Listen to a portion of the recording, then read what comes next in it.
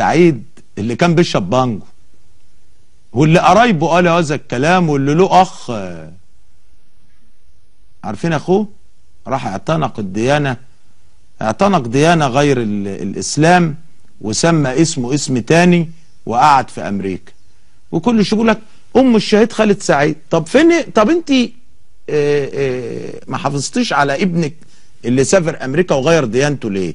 وبعدين ابنك التاني اللي الاستاذ وائل غنيم عامله لي رمز الثوره، ما ربتوش كويس عشان ما يشربش بانجو ليه؟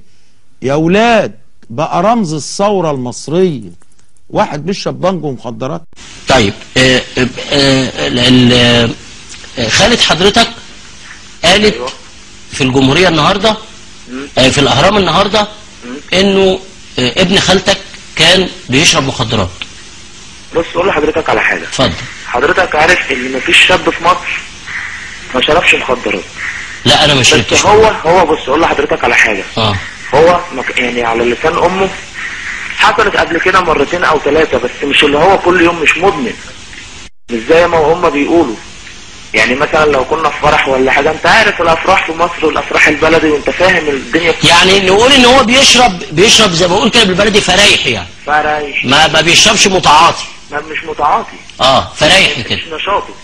فاهمني؟ هو راجل بروجرامر كمبيوتر، بيحب الكمبيوتر جدا، ما بينزلش من البيت اصلا، قاعد على النت على طول، دايما في برامج